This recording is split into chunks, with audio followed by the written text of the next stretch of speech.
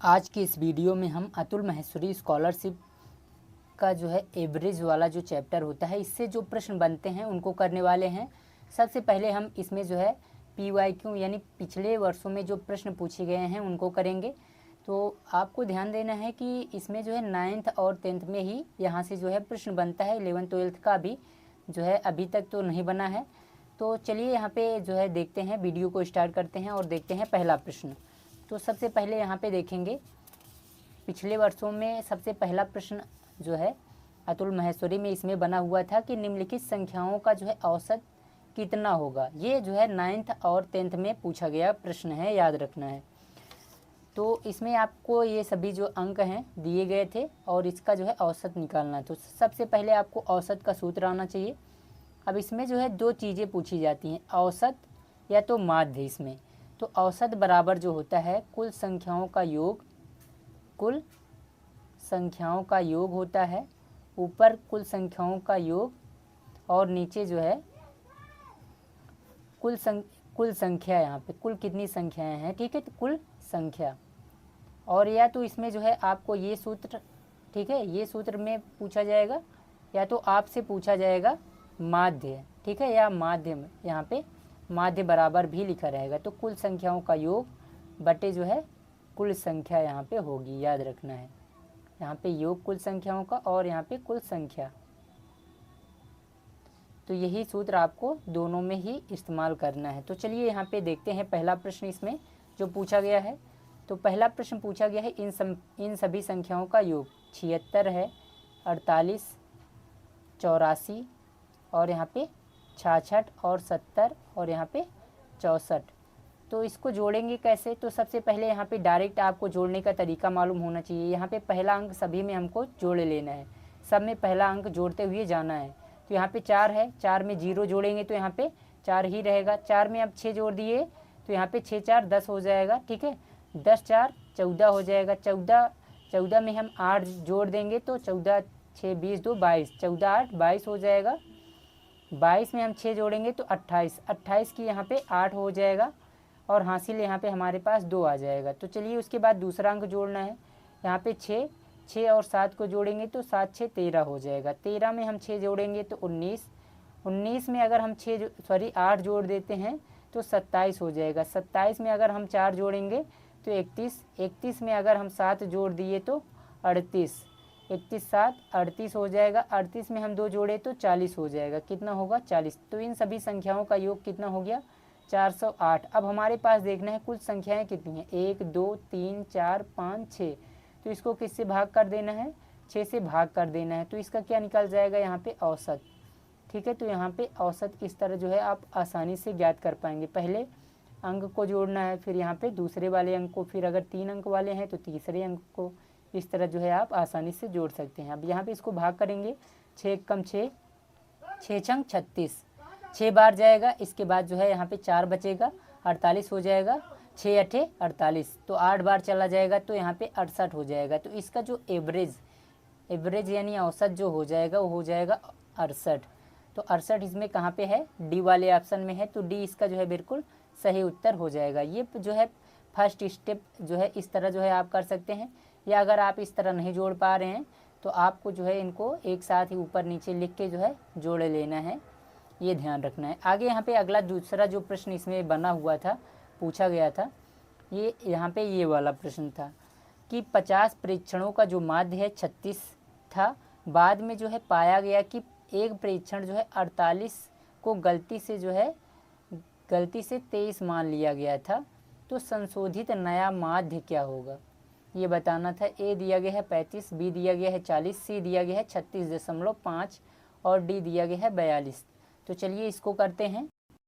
इस सवाल को करने का 2 तरीका है। तो सबसे पहले यहाँ पे पहला तरीका देखते हैं। पहले तरीके में क्या करना होगा, तो हमको माध्य बराबर मालूम है कि माध्य बराबर क्या होता है,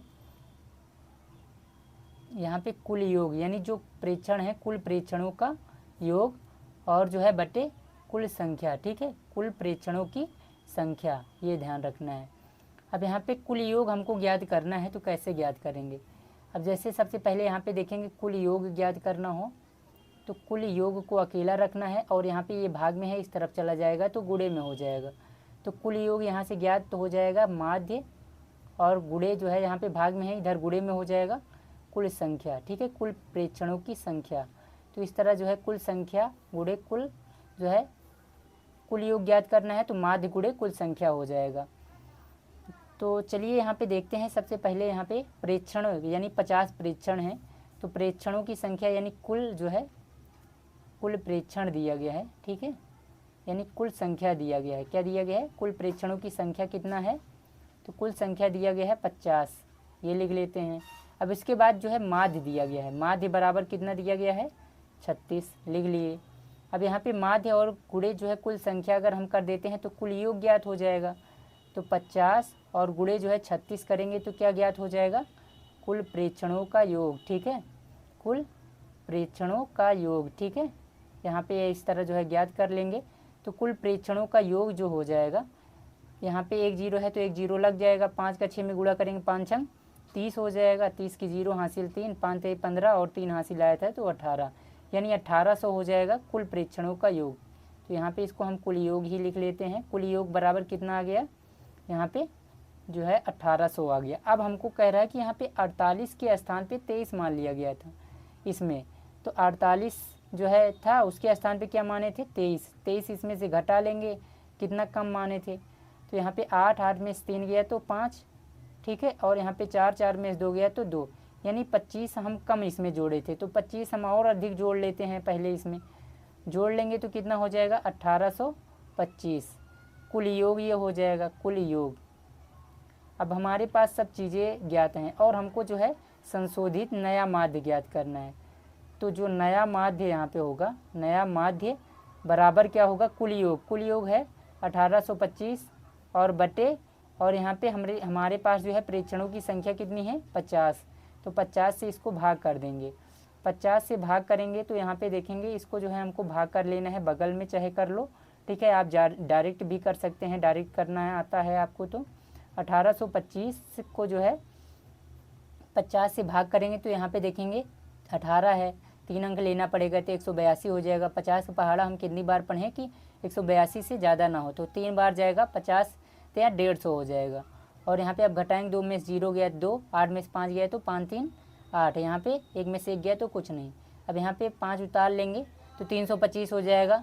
तो 5 यानी इसको हम कितनी बार पढ़ें कि जो है 325 से ज़्यादा ना हो, तो 5 छंग 30, 6 बार जाएगा तो 300 हो जाएगा। तो यहाँ पे अब बचेगा 25, यहाँ पे 5 और यहाँ पे 2 बच जाएगा। तो यहाँ पे 25 बचा हुआ है, तो यहाँ पे देखेंगे कि जैसे दशमलव यहाँ पे लगाएंगे 1 0 बढ़ जाएगा। अब 50 का जो है पहाड़ा इतनी बार पढ़ना है कि 250 से ज़्यादा ना हो, तो 5 5 25 यानी 250, 5 बार पढ़ेंगे तो 250 हो जाएगा और ये पूरी तरह से कट जाएगा।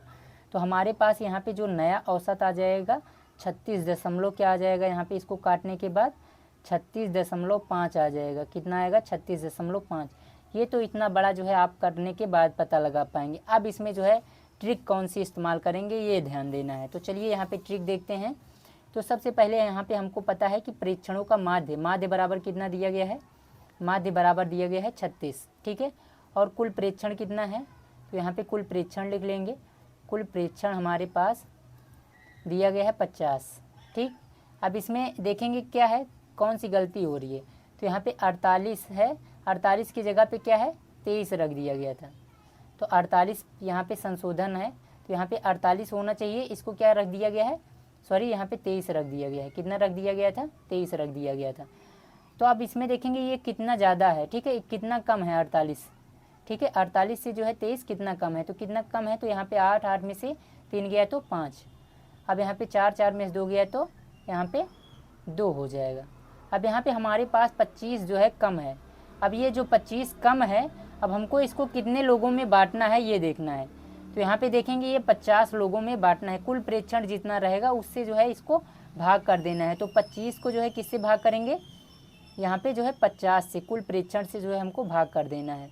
तो भाग करेंगे तो यहाँ पे देखेंगे कि नीचे 50 है, ऊपर 25 है, भाग जाएगा नहीं। तो यहाँ पे दशमलव जैसे ही लगाएंगे। ठीक है, तो यहाँ पे देखेंगे ये 50 है, इसको 25, तो 5 5 यहाँ पे पहले ही काट देंगे। 25 एक कम 25, 25 दूना 50, तो 1/2 आ जाएगा। 1/2 का मतलब क्या होता है? 0.5। अब यहाँ पे देखेंगे तो जैसे ही यहाँ पे 2 से 1 को भाग नहीं दिया जा सकता है, 0 दशमलव जैसे लगाएंगे 1 0 बढ़ जाएगा, 2 पंचे 10, फिर ये 10 हो जाएगा, 5 बार जाएगा तो 0.5 आ जा रहा है। तो यहाँ पे जो है कुल प्रेक्षणों से भाग देने पे जितना आए उतना जो है माध्य में हमको जोड़ लेना है। तो 36 में जो है 0.5 जोड़ेंगे तो 36.5 आ जाएगा। तो यही जो है इसका आंसर आ जाएगा। इस तरह जो है आप आसानी से कर पाएंगे। ठीक है, तो चलिए यहाँ पे अगला प्रश्न देखते हैं। प्रश्न संख्या यहाँ पे तीसरा है कि 60 तक की सभी विषम प्राकृतिक संख्याओं का औसत कितना होगा, ये प्रश्न पूछा गया था। तो यहाँ पे 60 है, 60 तक की सभी विषम प्राकृतिक संख्याएं, 60 तक की विषम, ठीक है, क्या है, विषम प्राकृतिक संख्याओं का औसत। तो 60 तक विषम जो है प्राकृतिक संख्याएं कितनी होंगी, तो 60 तक जो है 30, यानी इसका आधा 2 से भाग कर देंगे तो इसका जो है ज्ञात हो जाएगा कुल कितनी विषम संख्याएं होंगी, 30 विषम संख्याएं होंगी। अब जितनी विषम संख्याएं होंगी जो है विषम संख्याओं का औसत जो है होता है वही रहता है। तो 30 है तो 30 ही जो है इसका उत्तर भी आ जाएगा, औसत भी आ जाएगा। औसत कितना आएगा, औसत 30 आ जाएगा, ये याद रखना है। जितनी जो है विषम संख्याएं होंगी उतना ही जो है औसत भी आ जाता है। तो 60 तक की सभी विषम प्राकृतिक संख्याओं का औसत क्या होगा, 30 हो जाएगा। यहाँ पे ध्यान देना है कितना होगा, 30। तो चलिए इसको देख भी लेते हैं। यहाँ पे सबसे पहले क्या कह रहा है, 60 तक। तो 1 से जो है 60 तक बोल रहा है। 1 से 60 तक कितनी विषम संख्याएं होती हैं। विषम संख्याएं ज्ञात करने के लिए क्या करेंगे, अंतिम संख्या लेंगे और इसको 2 से भाग करेंगे तो कुल कितनी संख्या होगी, 30 होगी। तो 30 विषम संख्या है। तो 30 विषम संख्या है तो इसका सूत्र होता है कि n जो है, n विषम संख्याओं का औसत, संख्याओं का जो औसत होता है, औसत क्या होता है, n ही होता है। ठीक है, n प्राकृतिक विषम संख्याओं का औसत n ही होता है, ये ध्यान रखना है। और सम संख्याओं का औसत अगर पूछे तो सम संख्याओं का औसत, औसत जो होता है n+2 होता है। क्या होता है, यहाँ पे ध्यान देना है। अगर 1 से यानी लगातार प्राकृतिक संख्याओं का औसत पूछ रहा है, ठीक है, प्राकृतिक संख्याओं का औसत अगर लगातार पूछ रहा है तो n+1 होता है, ये ध्यान रखना है। n+2 नहीं, n+1 होता है। n प्राकृतिक सम प्राकृतिक संख्याओं का औसत n+1 और n जो है विषम संख्याओं का औसत n होता है। ठीक है, ये याद रखना है। आगे यहाँ पे अगला प्रश्न, यहाँ पे ये प्रश्न देख लेते हैं। इसका जो सही उत्तर है वो है ए। अगला यहाँ पे चौथा प्रश्न है कि प्रथम 80 सम प्राकृतिक संख्याओं का औसत क्या होगा। तो प्रथम बोल रहा है, ठीक है, ये ध्यान रखना है। प्रथम बोले, प्रथम 80 जो है सम प्राकृतिक संख्याओं का औसत, यानी जितना प्रथम बोले रहे तो जितना रहे उससे 1 जोड़ देना है। 1 जोड़ेंगे तो कितना होगा, 81। तो इसका जो सही उत्तर हो जाएगा वो हो जाएगा बी, 81। आगे यहाँ पे अगला इसी टाइप से जो है प्रश्न आप लोग के एग्ज़ाम में पूछा जा सकता है। तो ये जो है इससे रिलेटेड प्रश्न हैं। तो यहाँ पे देखेंगे पहला प्रश्न जो है इसी पे आधारित कि प्रथम 50 सम प्राकृतिक संख्याओं का औसत। तो यहाँ पे ध्यान देना है कि प्रथम पूछे, अगर प्रथम 50 सम प्राकृतिक संख्याओं का औसत या विषम प्राकृतिक संख्याओं का औसत, तो यहाँ पे सम के लिए पूछे तो n+1 लगाना है। क्या लगाना है, n+1। तो 50 से 51 हो जाएगा। तो बी वाला इसका जो है बिल्कुल सही उत्तर हो जाएगा। आगे यहाँ पे दूसरा पूछा है कि प्रथम जो है 50 प्राकृतिक संख्याओं का औसत क्या होगा। ये अगर प्राकृतिक संख्याओं का औसत पूछे तो यहाँ पे देखेंगे कि प्रथम 50 प्राकृतिक संख्याओं का औसत पूछे तो यहाँ पे प्राकृतिक, ठीक है, संख्याओं का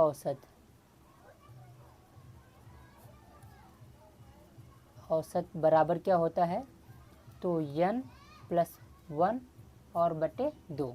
ठीक है, तो यहाँ पे जो तो प्रथम, यहाँ पे अगर प्रथम, ठीक है, प्रथम n प्राकृतिक संख्याओं का औसत बराबर क्या होता है, n+1 बटे 2।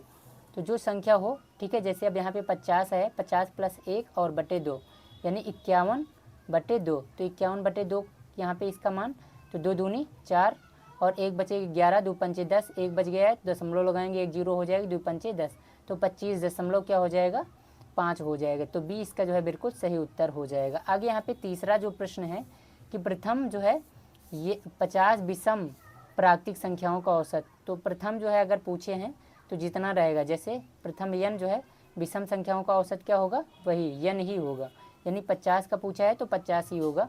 विषम संख्याओं का औसत वही रहता है प्रथम वाले में। ठीक है, आगे यहाँ पे चौथे नंबर का प्रश्न है कि 1 से 100 तक की सभी सम संख्याओं का औसत। तो 1 से 100 तक बोल रहा है, 1 से 100 तक कितनी सम संख्याएं हैं ये यहाँ पे हमको निकालना है। तो 1 से 100 तक, 1 से 100 तक बोले तो यहाँ पे जितनी अंतिम वाला संख्या जो है उसको जो है 2 से भाग कर देना है। 2 से भाग करेंगे तो कितना आएगा 50। तो कितनी सम संख्याएं होंगी 50 सम संख्याएं होंगी। 50 सम संख्याएं होगी तो 50 सम संख्याओं का औसत क्या होगा 50, 1 से लेके 50 तक, यानी 50 1 51। तो इसका जो है सही उत्तर क्या हो जाएगा यहाँ पे 51 हो जाएगा। 51 इसका जो है सही उत्तर होगा। सम संख्याओं का प्रथम जो है यहाँ पे क्या हो जाएगा, यहाँ पे कह रहा है कि 1 से 100 तक, 1 से जो है 100 तक जो है विषम संख्या के लिए, किसके विषम संख्या कैसे ज्ञात करना है। तो विषम संख्या भी जितनी सम संख्याएं होती हैं उतनी ही विषम संख्याएं। तो 100 को जो है किससे भाग करना है 2 से, तो 50 आ जाएगा। तो 50 कितनी संख्याएं हैं 50 विषम संख्याएं हैं। 1 से 100 तक 50 विषम संख्याएं हैं, 50 सम संख्याएं। अब इसका जो है हमको औसत ज्ञात करना है। तो विषम संख्या का औसत बराबर n, विषम संख्याओं का औसत क्या होगा, औसत बराबर हो जाएगा यहाँ पे n। ठीक है, ये सूत्र होता है कि अगर यहाँ पे संख्याओं का जो औसत होगा वो क्या रहेगा, वही संख्या रहेगी। तो यहाँ पे इसका जो सही उत्तर यहाँ पे हो जाएगा वो हो जाएगा बी। 50 का जो है यहाँ पे 50 ही रहेगा। तो यहाँ पे औसत बराबर क्या होगा, औसत बराबर यहाँ पे 50 हो जाएगा। तो ये बी वाले में आ रहा है। आगे यहाँ पे जो है 6 नंबर का प्रश्न देखते हैं कि जो है प्रथम 10 प्राकृतिक संख्याओं का औसत क्या होगा। तो यहाँ पे अभी हमने किया था, यहाँ पे जो संख्या है इसको क्या करना है, यहाँ पे जो संख्या होगी उसमें 1 जोड़ देना है और उसको जो है 2 से भाग कर देना है।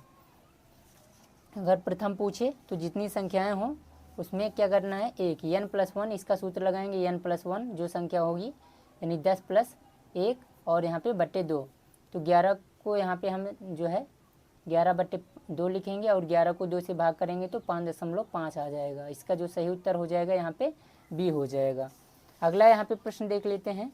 प्रश्न संख्या यहाँ पे 7 है कि 7 के प्रथम 5 गुणजों का औसत, गुणजों का जो है औसत क्या होगा। अगर इस टाइप के प्रश्न आएंगे तो क्या करेंगे।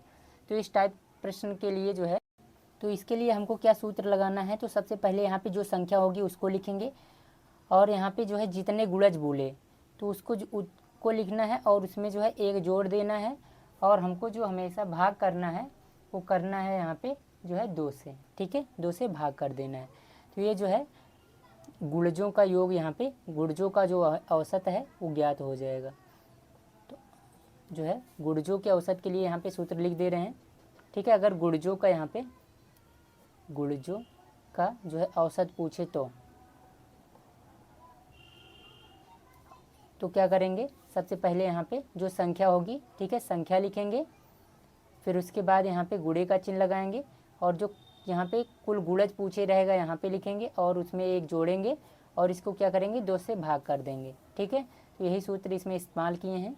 इसके बाद यहाँ पे देखेंगे क्या है 7 है और गुणे 5 1 6 और बट्टे 2, 2 1 कम 2, 2 3 6, तो 7 3 21 हो जाएगा। इसका जो यहाँ पे आ जाएगा कितना आएगा 21। तो 21 इसका जो है बिल्कुल सही उत्तर हो जाएगा। यहाँ पे सूत्र आप देख सकते हैं।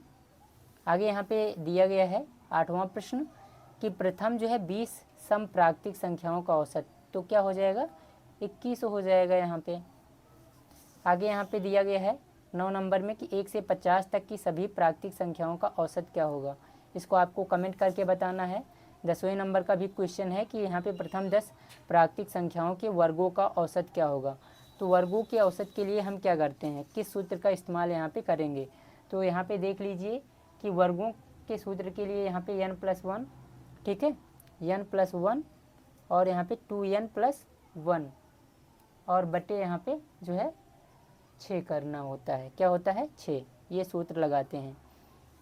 तो यहाँ पे देखेंगे कि अगर यहाँ पे जो है वर्गों का पूछे तो, ठीक है, वर्गों के सूत्र के लिए औसत, ठीक है, वर्गों का औसत ज्ञात करना हो तो क्या करेंगे n यहाँ पे कितना दिया गया है 10। ठीक है, तो यहाँ पे 10 लिखेंगे और +1 और दूसरे ब्रैकेट में 2 गुणे जो है n के स्थान पे 10 और +1 और पूरे बटा जो है 6। अब यहाँ पे हम देखेंगे 10 1 11 हो जाएगा, गुणे 10 दूना 20, 20 1 21 और बट्टे 6 6 से यहाँ पे अब हम भाग यहाँ पे कर लेते हैं, या तो पहले इसको गुणा करते हैं। तो 11 एक कम 11, ठीक है, एक यहाँ पे हासिल आ जाएगा, 11 दूना 22, 22 एक 23। तो अब यहाँ पे 6 बटे 6 है, तो 6 तरीका 18, 3 बार जाएगा 18, और यहाँ पे 23 में से 18 चला जाएगा तो बचेगा 5, 51 हो जाएगा। 6 अठे 48, 48 3 बचेगा, 48 3 51, 3 होगा तो 30 हो जाएगा, तो दशमलव लगाएंगे, 6 पंचे 30 हो जाएगा। तो कितना आ जाएगा, 38.5 आ जाएगा। तो 38.5 इसमें कहाँ पे है, ए वाले में, तो ए वाला इसका जो है बिल्कुल सही उत्तर हो जाएगा। इस तरह जो है यहाँ पे वर्गों का अगर औसत ज्ञात करना हो तो ये सूत्र का इस्तेमाल करते हैं। तो मिलते हैं नेक्स्ट वीडियो में, तब तक के लिए जय हिंद। अगर ये वीडियो अच्छी लगी हो तो अपने दोस्तों के साथ भी ज़रूर शेयर करें।